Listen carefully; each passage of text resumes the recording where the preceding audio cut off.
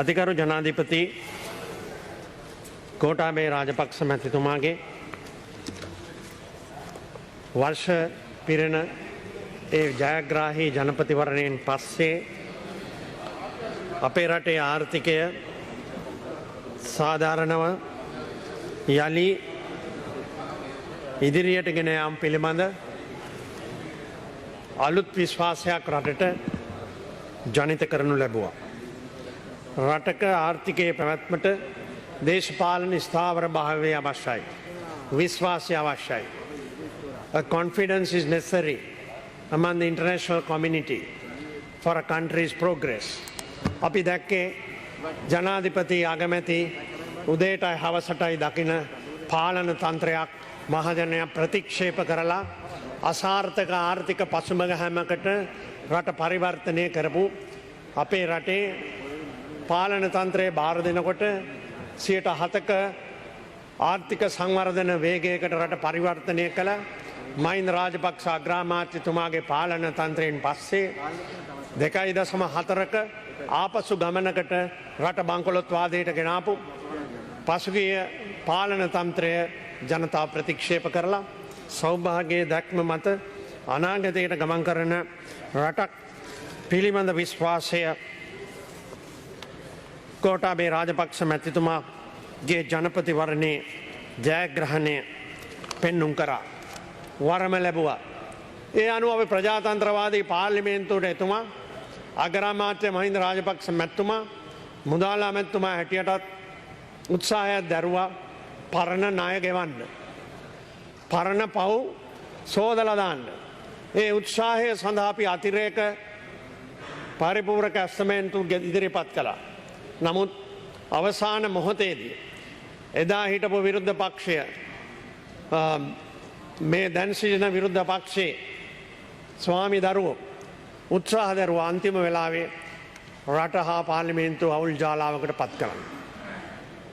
ඒ නිසා පාර්ලිමේන්තුව විසිරුවා හැරීමට එතුමාට තිබුණු පළමු අවස්ථාවේදී මාර්තු මාසයේ දෙවැනිදා පාර්ලිමේන්තුව විසිරුවා හරිනු ලැබුණ මහජනයාට වරමක් ලබා දී පාර්ලිමේන්තුවක් පත් කරගෙන අපේ අයවැය ලේඛනය, අපේ මුදල් පාලනය, අපේ ව්‍යවස්ථාදායක බලය ක්‍රියාත්මක කිරීමට ජනාධිපතිතුමා සමග පාර්ලිමේන්තුවට කටයුතු කරන්නේ. නිසා ගරු අග්‍රාමාත්‍යතුමා මුදල් අමාත්‍යතුමා හැටියට මේ ඉදිරිපත් කර තිබෙන ඉදිරියේ දකින අයවැය ලේඛනය අපේ රටට විශාල ශක්තියක්. විශාල ඉදිරිය සඳහා දැවැන්ත විශ්වාසයක් ඇති කරනවා. මම පළවෙනියෙන් කියන්න කැමති අගමැතිතුමාගේ කතාවේ විශේෂයෙන් අපේ රටට අවශ්‍ය වන ප්‍රධාන කරුණු ගණනාවක් 14ක් අඳුනාගෙන කරුණු ඉදිරිපත් කරා. සැමට ජලය, තුන් අරමුද ඉලක්කය, පිටුව 48 මං හන්සාඩ් වාර්තාගත කරන්න කියලා ඉල්ලනවා. 2 මාර්ග ලක්ෂ්‍ය වැඩසටහන යටතේ ග්‍රාමීය මාර්ග කිලෝමීටර් 50000 සඳහා මුදල් මිලියන 20000ක් වෙන් කිරීම. දුෂ්කර ගම්මාන 12000ක් අවට පරිසරය සම්බන්ධ කරන ග්‍රාමීය පාලම්. ප්‍රාදේශීය ලේකම් කොට්ටාස මට්ටමේ ව්‍යාප්ත වෙන ජාතික පාසල් 1000. අද ජාතික පාසල් 350කට අඩු බව ගරු අධ්‍යාපන අමාත්‍ය ජී.එල්. පීරිස් මැතිතුමා සඳහන් කරා. අපේ රටේ දෙපාර්ශවයේම අපේ ඡන්දදායකයන්ගේ දරුවන්ගේ අනාගතය වෙනුවෙන් පළමු වරට දීර්ඝ කාලයකට පස්සේ මේ යෝජනාව ක්‍රියාත්මක වීම ආරම්භ. ගුරුවරු සඳහා ප්‍රතිපාදන ග්‍රාමීය රෝහල් ඩිස්පෙන්සරි මාර්තු සායන සඳහා ග්‍රාමීය පාසල් හා ක්‍රීඩා පිටි සමෘද්ධ පවුල් 200,000 අපි දන්නවා. මගේ මිත්‍ර හර්ෂ සිල්වා ආචාර්යතුමා කතා කරනවා එතුමාට බොහෝ අවස්ථාවලදී ලෝක ධනවාදී කේන්ද්‍රස්ථාන විසින් ඇඩම් ස්මිත්ගේ සිට රිකාඩෝ හරහා කේන්ස් හරහා ඉදිරිපත් වෙච්ච ආර්ථික න්‍යායන් විටින් විට සංශෝධනය කරමින් ආපු ගමන් මගේ අනුකරණවාදී කටහඬ කියාපානෝ. නමුත් දුප්පත්කම එක්සත් ජනපද ඇමරිකාවෙත් තිබෙනවා. යුරෝපෙත් දුප්පත්කම තියෙනවා. ආසියාවේ අපි වැඩියෙන් දුප්පත්කමින් ගොඩේම සඳහා ගත්ත ප්‍රගතිම පියවර හැටියටයි සමෘද්ධි පබුල් සඳහා මේ දුප්පත්කම හා දුගී බවෙන් ගොඩේන මග පිළි අරගෙන කටයුතු කරන්නේ. ඒ සඳහා දී හැකි සෑම ශක්තියක් පමණක් නොව ආධාර පමණක් නොව ඔවුන්ට ස්ව උත්සාහයෙන් නැගිටින්න. ස්ව ශක්තියෙන් නැගිටින්න. අලුත් මාර්ග රාශියක් අග්‍රාමාත්‍ය මහින්ද රාජපක්ෂ මැතිතුමා මේ අයවැයේකන ඉදිරිපත් කිරීම දැවන්ත විශ්වාසයක් අපේ රටේ ලක්ෂ සංඛ්‍යාත ජනතා හා ඔවුන්ගේ පවුල් හා ඔවුන්ගේ දරුවන්ට. සම්ප්‍රදායික කර්මාන්ත ආශ්‍රිත ගම්මානවල අනාගත වෙළඳ පොළ ආකර්ෂණය කර ගැනීම. ඒ වගේම අපි මුහුණ දෙන අලිමිනිස් ගැටුම අපේ පරිසරය සමග අපි හරියාකාර හැසිරෙන්නට පුළුවන් වුණු අනාගතයක් නිර්මාණය කර ගැනීම සඳහා. ඒ වගේම අභය භූමි වනසතුන්ගේ ආරක්ෂ විතලන පරිසරයේ කැසිකල ප්‍රශ්නය ග්‍රාමීය පළාත්වල කුඩා මධ්‍යම පරිමාණ ව්‍යවසාය සංවර්ධනය. අපේ රටේ මහා කර්මාන්තවලට අපි කාලයක් මුල් තැන දුන්නා. නමුත් අපේ රටේ කුඩා හා මධ්‍යම පරිමාණයේ කර්මාන්ත තමයි ආර්ථිකය මෙහෙවන්න ප්‍රධාන බලය හැටියට අද අලුතෙන් එකතු වෙලා තියෙන්නේ.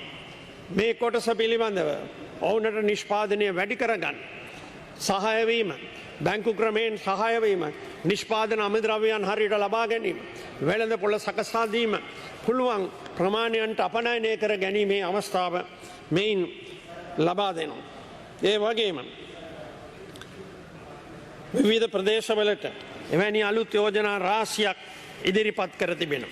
අපි දන්නවා ගරු කතානායකතුමනි, අපේ රටේ පසුගිය කාල පරිච්ඡේදයේම අපි ගමන් ගත්ත වැඩපිළිවෙලේ ප්‍රධාන අංග 3ක් පිළිබඳව තමයි වැඩි විශ්වාසය තිබ්බේ. අපේ වතු කෘෂි කර්මාන්තය, අපේ සංචාරක ව්‍යාපාරය සහ අපේ ඇඟලුම් ව්‍යාපාරය. ඒ වාගේම ඒ හා සමාන බලයක් ශක්තියක් ආර්ථිකයට හා විදේශ විනිමය ගෙනාපු විදේශික ශ්‍රමිකයන් අපේ රටට විදේශ රටවල ලක්ෂ 20කට වැඩි ප්‍රමාණයක් විදේශ ශ්‍රමිකයන් 13 ලක්ෂයක් පමණ සිටිනවා. ලක්ෂ 20ක් පමණ ශ්‍රී ලංකාවේ ජනගහනය විවිධ ප්‍රදේශවල ජීවත් වෙන වැඩ කරනවා. මම ඒ අතින් කියවන්න කැමතියි. ගරු විපක්ෂ නායකතුමා ඊයේ අපිට කිව්වා ශ්‍රී ලංකාවේට තිබෙන තර්ජනයන් ගැන.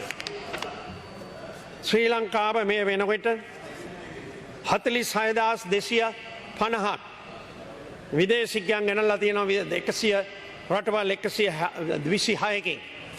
එයාගේ ජීවිත ආරක්ෂාව සඳහා කටයුතු කිරීමේ වැඩපිළිවෙලට අතිගරු ජනතුමා සක්‍රියව කෙලින් මේ රාජ්‍ය නායකයන් සමග සාකච්ඡා තාක්ෂණය පාවිච්චි කරලා ඇති කරලා තිබෙනවා. අපේ අමාත්‍යංශ ඒ වගේම ඒ අයගේ ජීවිත ආරක්ෂාව සඳහා ඒ රජයන් සමග සාකච්ඡා කොට ලබාගත් සහායට අපි ස්තුතිවන්ත වෙනවා සෑම රජයකට. ඒ නිසා අද වෙනකොට ඔබ කවයිලා ඇති ගරු කතානායකතුමනි, UK lifts self-isolation rule for Sri Lankans arriving there. මේ කියන්නේ ලංකාවට අහිත කරද? ලංකාව සමග අමනාපද? ලංකාව කියන දේ අහන්නේ නැද්ද?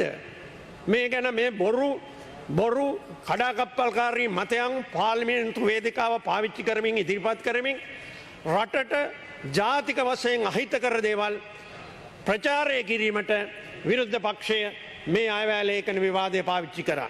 Sri Lankans would no longer be required to self-isolate on arrival in England, Wales, Northern Ireland. The British High Commission in Colombo stated yesterday in statement. The High Commission said the decision on exempting countries are determined by the number of factors, including latest epidemiological assessments. Now, this is very important that we realize that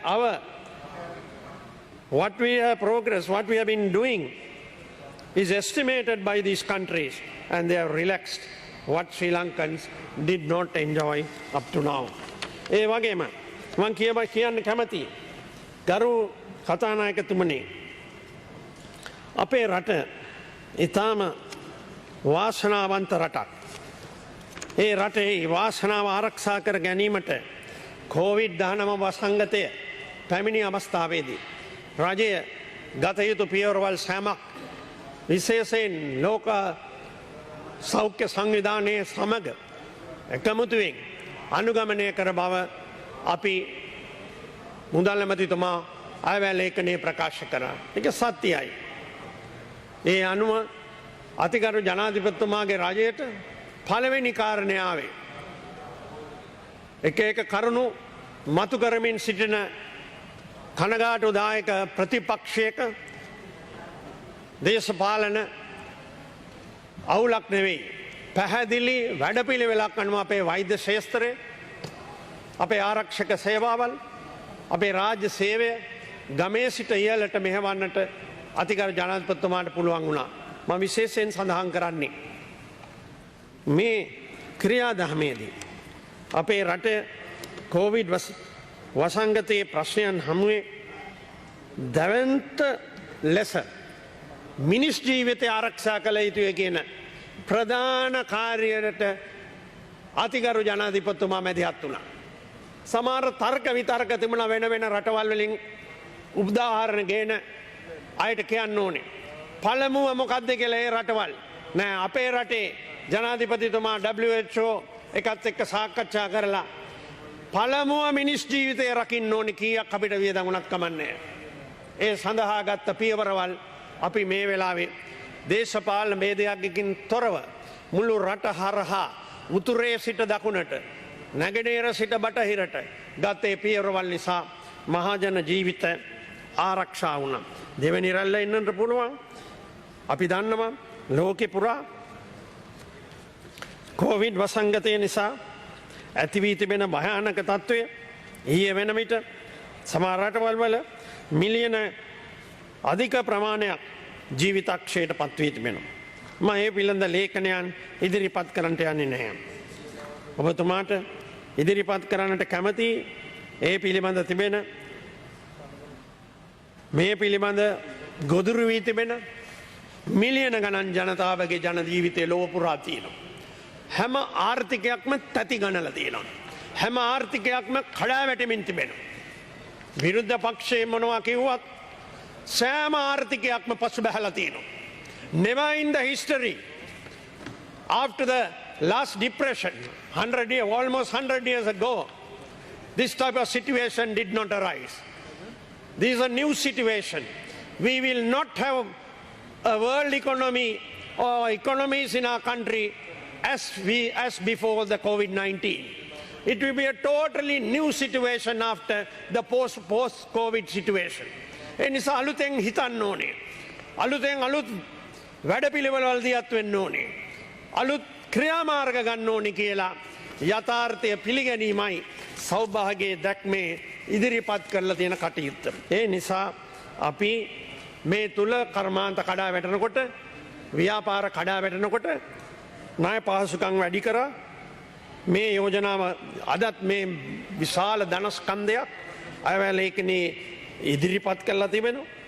ඉතිරි කිරීමට පොලිය අහෝසි කරලා තිබෙනවා. ජනාධිපතිතුමා අග්‍රාමාත්‍යතුමා ජාත්‍යන්තර නායකයන් එක්ක කතා කරනකොට මම විදේශ අමාත්‍යතුමා හැටියට දන්නවා එක්සත් ජාතීන්ගේ මහා මණ්ඩලය හමුවට කතා කරනකොට කළ ඉල්ලීම ගැන අපි ආඩම්බර වෙන්න ඕනේ. මාර්ෂ සිල්වා ආචාර්යතුමාට කියනවා මැඩියන්ගේ කතාවෙන් ඔබ තමයි මැඩියෙක් වී තිබෙන්නේ. ලෝකේම අද ඉල්ලන දේ පළවෙනියෙන් කියන්න පුළුවන් රාජ්‍ය නායකයෙක් වුණේ ගෝඨාභය රාජපක්ෂ ජනාධිපතිතුමා. මොරටෝරියම් on debt ණය පිළිබඳ ලෝකේම යලි සලකා බැලිය යුතුයි. කපා හරින්නට පුළුවන් තැන් කපා හැරීමට කටයුතු කළ යුතුයි. එය සමස්ත සාකච්ඡාවක් බවට පරිවර්තනය වී තිබෙනවා. යුරෝප හවුලේ ආසියාතික හවුලේ ඒ වාගේම බටහිර රටවල් අනිත් ඒවායි කොයිතරම් දුරට මේ ණය පහසුකම් සැහැල්ලු කර හෝ කල් දැමීම හෝ යලි ගිවිසුම්ගත කිරීමට සාකච්ඡා කිරීම මුමුණ ධර්මයේ වශයෙන් ලබා දී තිබෙනවා. ඒවා ඉදිරිපත් කරමින් අපි මුහුණ දෙන ණය පිළිබඳ ප්‍රශ්නයේදී අපට ගෙවිය හැකි සෑම ණය මුදලක්ම ගෙවීම සඳහා අවශ්‍ය පියවරවල් අරගෙන තිබෙනවා. අපේ කඩා වැටුණු කර්මාන්ත අපනයනයන් විශේෂයෙන් වැවිලි කර්මාන්තය ඉහළ නිෂ්පාදනයකට ගෙනමිත් වෙනවා. ඒ නිසා පහන්න එපා 1000 දෙන්නේ කොහොමද කියලා 1000 දෙන්න සහයෝගය දෙනවා කියලා කටවචනේ කියන්නේ විරුද්ධ පක්ෂේ. ඊයේ පෙරේදා ඉන්නකරු බදුම් මණ්ඩාර මන්ත්‍රීතුමා ඔහම ඉන්න ඔබතුමා මෙතන ඉඳගෙන හිටපු අග්‍රාමාත්‍යතුමා එක්ක කියපු කතාවල් හන්සාඩිගේ කියවන්න. හොඳේ නිකන් මේ ජාතික අවශ්‍යතාවයක්. You have the representative from the up country, hill country, the plantation sector seated next to you. Is he going to get up and say the same thing that you're saying? No. He will support and we will deliver. We will deliver the 1,000 rupees. It is an assurance given by the president. I know the late Honorable Tondaman and the leaders of the plantation sector had a lot of discussions. We had reached virtually up to 900 and plus 950 when elections came, when he passed away. So there are possibilities of increasing this by way of getting an increased production or other means, but we will deliver. I want to tell Dr. Harsha Silva, who questioned us whether we will deliver. We will deliver because we are thinking out of the box and not the lessons that come to us from various universities, perhaps is still studying the situations in their own countries.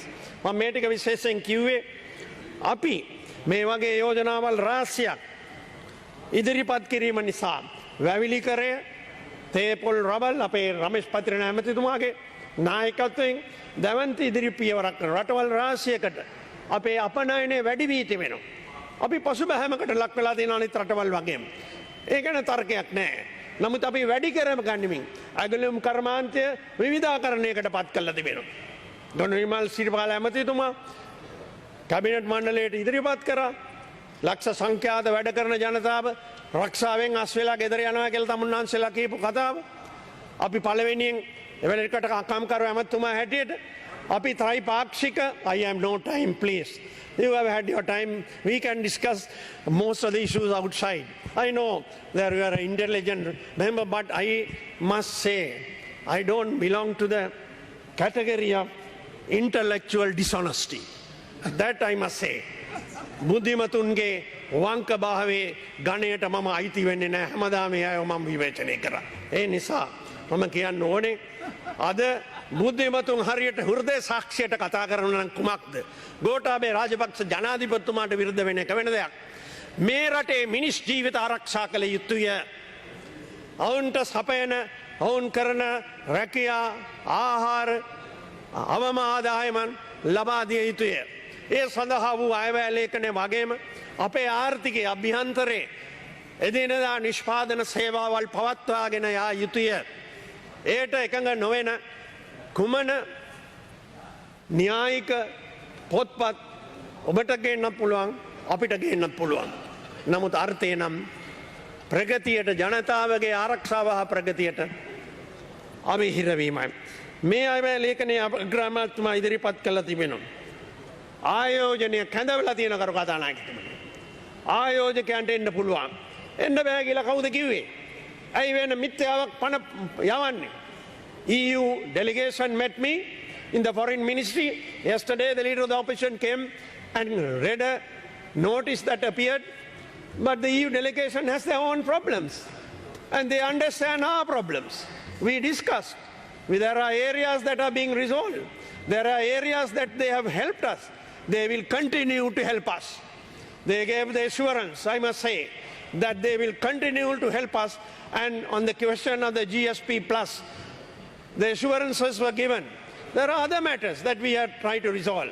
I do not represent the automobile industry.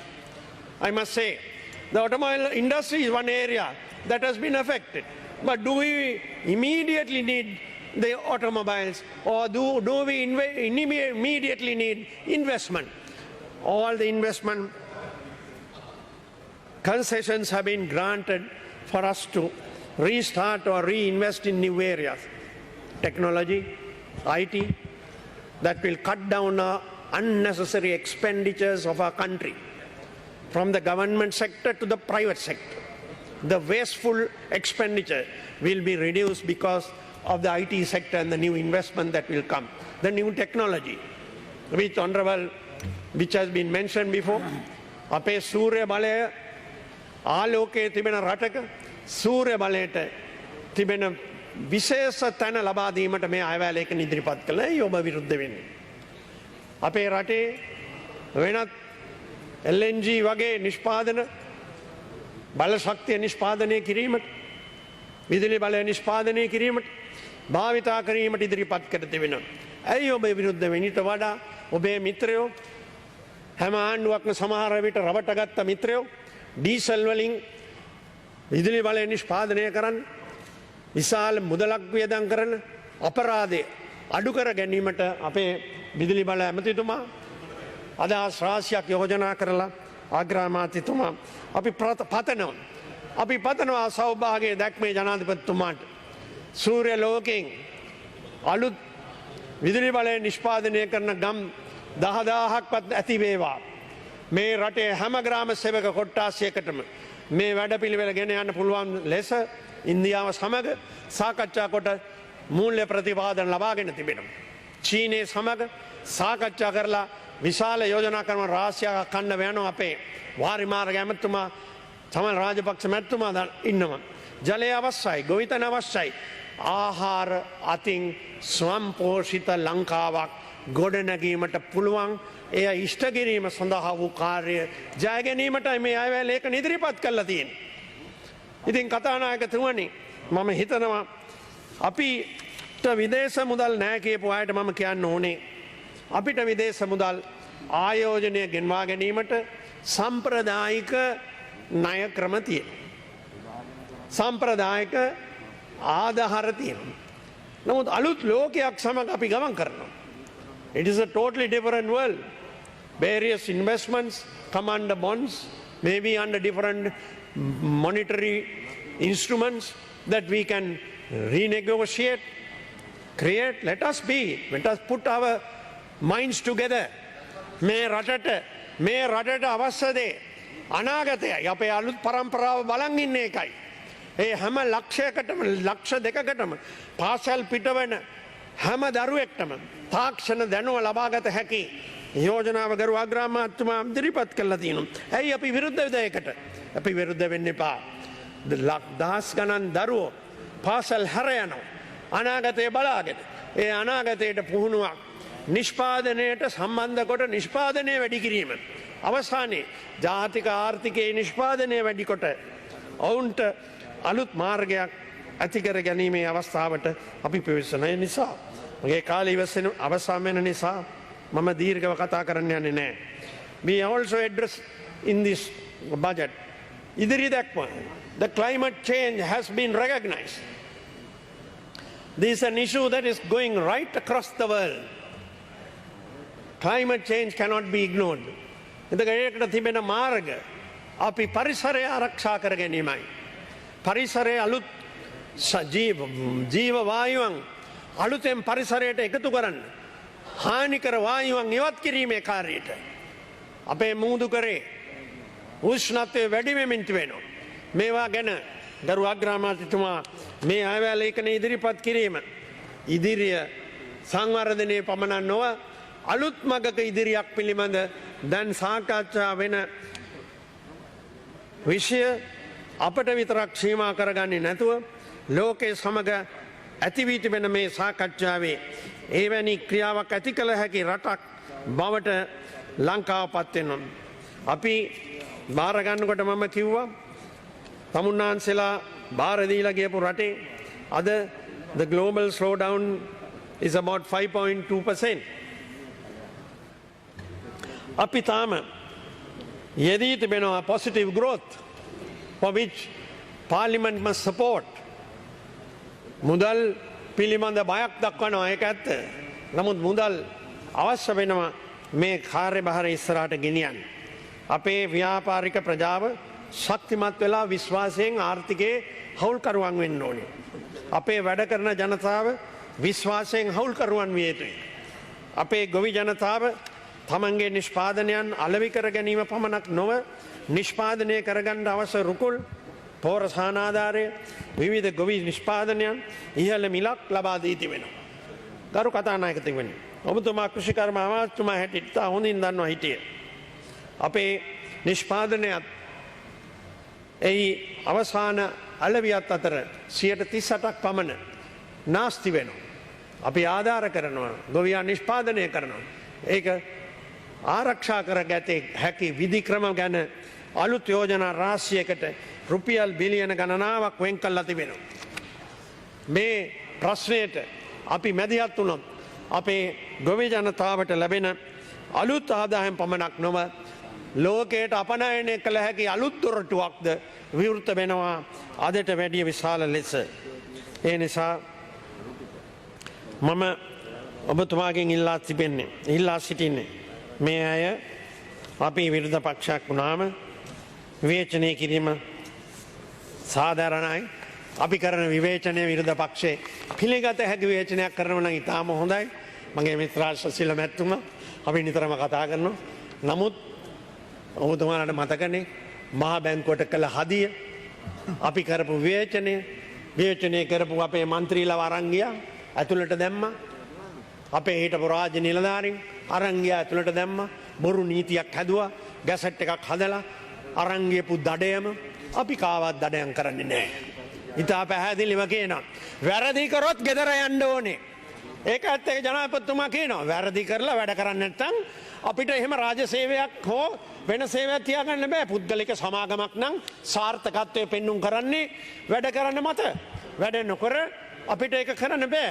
නමුත් බොරුවට අපේ දන්නවා දැන් ඊයේ දිනේ අපේ සිල් රෙදි ප්‍රශ්නයකට හිටපු ජනාධිපති ලේකම්තුමාව දඩයම් කරලා ඇතුළට ගිහිලා දැම්මා. මම එතුමාව බලන්න ගියපු කාලේ අපේ මේ ජෝනි අම්මතුමාලත් ඇතුළේ ඒ එක්කම හිටිය අපේ ඊයේ කතා කරපු අත්තනායක තිසාත්තනායක මගේ මන්ත්‍රීතුමා. ඒත් තේරුමක් ඇති කතාවකටද මට අද කියන්න පුළුවන් තේරුමක් ඇති කතාවකටද. ඒ නිසා ගරු ප්‍රජාතන්ත්‍රවාදයේ ශක්තිමත් කොට ප්‍රජාතන්ත්‍රවාදී නීතියේ ඉදිරියේ තිබෙන සාධාරණත්වය ඉටු කිරීම සඳහා රටේ සිංහල දෙමළ මුස්ලිම් හැම දෙනාටම තිබෙන අයිතිය සුරක්ෂිත කිරීමට ජනාධිපතිතුමා අවශ්‍ය පියවරවල් ඉදිරියට ගෙන යාමට අවශ්‍ය ශක්තිය තමයි මූල්‍යමය ශක්තිය. අපි විශ්වාස කරනවා මම කොළඹ දිස්ත්‍රික්කයේ නියෝජනය කරන මන්ත්‍රීතුමෙක් හැටියට මම කතාව අවසන් කරමි. ගරු කතානායකතුමනි, අපිට කැලණිවැලි දුම්රිය මාර්ගය ලක්ෂ සංඛ්‍යාත ජනයා උදේ සවස සහ දවල් පාසල් දරුවෝ ගමන් කරන මේ දුම්රිය මාර්ගය වේගවත් කිරීම සඳහා කාලය වේගවත් කර ගැනීම සඳහා දියුණු කිරීමට මේ අයවැලේකනේ අනිත් සෑම දිස්ත්‍රික්කයක් වගේම හැම දිස්ත්‍රික්කයකටම ප්‍රධාන ව්‍යාපෘතියක් ලබා දීලා තිබෙනවා. A national project and a district project for every district of the country. උතුරේට නැගෙනහිරට හැම දිස්ත්‍රික්කයකටම. ඒ නිසා අපි අහන්නේ විශ්වවිද්‍යාල පද්ධතිය වැඩි කරලා තිබෙනවා. වෙනත් ආයතන අලුතෙන් ඇති වෙනවා. ඉතින් අපි මේ අයවැලේකනය ක්‍රියාත්මක කිරීම සඳහා සහයෝගය දීම තාම වැදගත්. අපිට ඉන්දියාව හා චීනය ජපානය සමග වෙළඳ වාසිදායක තත්ත්වයක් හදා ගැනීමට පුළුවන් ඉඩකඩ තිබෙනවා. මහාචාර්ය හර්ෂසිල මැතිතුමනි, ඒ ඉඩකඩ අපි ප්‍රයෝජනයට ගැනීමට උත්සාහයක යෙදෙන්න ඕනේ. ඒ ඉඩකඩ ප්‍රයෝජනයට ගැනීම තුලින් අපේ නිෂ්පාදනයන්, අපේ ද්‍රව්‍යයන්, අපිට සහයෝගය, තව විශ්වාසය, අපිට ජොයින්ට් වෙන්චර්ස් ආයෝජනයන් ඇති කර ගැනීමේ අවස්ථාව ඇති වෙනවා. ඒ වගේම අපි දන්නවා trade agreements with regionally and economic blocks have emerged. අපි ඒ සමග කටයුතු කිරීම බලාපොරොත්තු වෙනවා. අපිට ආධාර දෙන මැද පෙරදිග ගල්ෆ් රටවල් කිසිවක් අපේ රටට එරෙහිව කිසිම කටයුත්තක් කරලා නැහැ. අපට සහයෝගය දීලා තිබෙනවා. අපිට අපේ අයට ආරක්ෂාව දීලා තිබෙනවා. අපිට ව්‍යාපෘති නෑ මං කතා එදාට කතා කරමු අඟහරුවාදට Rauff is coming up no ඔව් කතා කරන්න. මා මේ මෙදපිරද ඉස්ලාමීය රටවල් ගැන කතා කරා. ඉස්ලාමීය රටවල් වල සංවිධානවල ඔක්කොම තානාධිපතිවරු එකතු වෙලා ලියුමක් ලිව්වා ජනාධිපතිතුමාට මේ භූමි දානය කිරීමේ අයිතිය ලබා දෙන්නයි කියලා. ඒ ගැනත් ඔබතුමා සලකා බලන්න ඕනේ කියලා ඉල්ලනවා. ආණ්ඩුව ගැන සලකා බලන තත්ත්වයේ වෛද්‍යවරුන්ට බාර දීලා තියෙනවා. මේ ගැන අපි ප්‍රසිද්ධිය ප්‍රකාශ කළා. ඒ නිසා කලබල වෙන්න එපා රවුෆකින් මන්ත්‍රීතුමා. ඔබතුමා ඕවා ගැන ඊට වැඩිය හොඳයි. නෑ ඔබතුමාගේ බගත්පත් පිල්ලීමට මම සවන් දෙනවා. මොකද ජ්‍යෙෂ්ඨ මන්ත්‍රීවරයෙක් හැටියට මම කියන්න අකමැති මේ පාස්කු දිනේ වෙච්ච සිද්ධි වෙනුවෙන් ආරක්ෂාව දෙන්න කතා කරපු හැටි. ඒ ගැන මම කනගාටු වෙනවා. ඒවත් සිහිපත් කරන්න ඕනේ. මේ රටේ සංචාරක ව්‍යාපාරය සම්පූර්ණයෙන් අඩපණ වුණා එකෙන් පස්සේ අපි අපේ රටේ එදින්නදා මහජන විශ්වාසය නැතිව ගියා. පොලිස්පතිතුමාව අයින් කරගන්න බැරි දේ නීතිය රැකගෙන හිටියා. මේවත් ඉතිහාසයේ සිද්ධ වුණා. අපි ඒවා නිවැරදි කරගෙන ඉස්සරහට යන්. ඔබතුමාට මම තාම ඕනෑකමින් කියන්නේ ඔබතුමා ඉදිරිපත් කරපු කරුණු the Gulf countries have had no major problem in economic terms or the expat to the hundreds of thousands of expatriates who's working there. In assistance, they have granted, with the Honorable Prime Minister's every discussion, they have granted assistance for our projects. ඒක අපි ඉතාම ගෞරවයෙන් මේ අවස්ථාවේ සඳහන් කරන්නේ ගරු විරුද්ධ පක්ෂ නායකතුමා උත්සාහයක් දැක්වුවා ජාත්‍යන්තරයේ අපිත් එක්ක අමනාපයි කියන්නේ. ජාත්‍යන්තරයේ අපිත් එක්ක අමනාප නැහැ. කිසිම ආධාර දෙන ආයතනයක් හෝ අරමුදලක් ශ්‍රී ලංකාව එක්ක අමනාපයක් ඇති වෙලා නැති බව මම ඊටාම ඕනෑකමින් මගේ මිත්‍ර විපක්ෂ නායකතුමාට සහ ඔහුට උපදෙස් දෙන අයට සඳහන් කරන්න ඕනේ. එසේ සඳහන් කරමින් අද දින මේ ඉදිරිපත් කර තිබෙන අයවැය ලේඛනයේ වැදගත්කම ගරු කතානායකතුමා මම යලිත් සිහිපත් කරනවා. ඒ වගේම අපි උත්තාන වීරයෙක් අපි බෞද්ධයන් හැටියට අපිට උත්තාන වීරයේ ශක්තියෙන් මේ රට යලිත් ගොඩ නගන්නට පුළුවන් බව විශ්වාසයක් තිබෙනවා. දවස් ඔබතුමා දන්නවා. දවස් 45ක් හෝ දවස් 75ක් ඇතුළතදී මේ මහ පොළවේ ඕනෑම භෝගයක් වැවෙනවා. පළදරනවා. මේකයි මේ ශාස්ත්‍රීය මහ පොළව. ඒක තේරුම් අරගෙන ගමින් ගමට වැඩ කිරීමේ ක්‍රියාමාර්ගයට සෞභාග්‍ය දක්ම අපි සාර්ථක කරමු. අවසාන වශයෙන් සඳහන් කරන්න ඕනේ මගේ මිත්‍රයන්ට මොකද ඔවුන් බොහෝ විට විදේශික රාජ්‍ය නායකයන්ගෙන් උද්ෘත පාට කියවලා ඔවුන්ගේ කතාව නැවතුවා. මට මතකයි there was a quotation from John Kennedy, the President of the United States, that they were quoting from. But John Kennedy, the President of the United States, one of the youngest presidents of the United States, said in his inauguration, don't ask what America can do for you. Ask what you could do for America. ඔබලාටත් කිව යුත්තේ යයි. රට වෙනුවෙන් කළ යුතු දේ මේ වෙලාවේ කිරීම සඳහා ශ්‍රී ලාංකිකයන් හැටියට අපිට මොනවද ලැබෙන්නේ කියන කතාව නෙමෙයි. අපි මහජන නියෝජිතය හැටියට ශ්‍රී ලංකා වාසීන්ට ඉටු කළ යුතු සේවාව වෙනුවෙන් මේ අයවැය ලේඛනය සම්මත කරන්න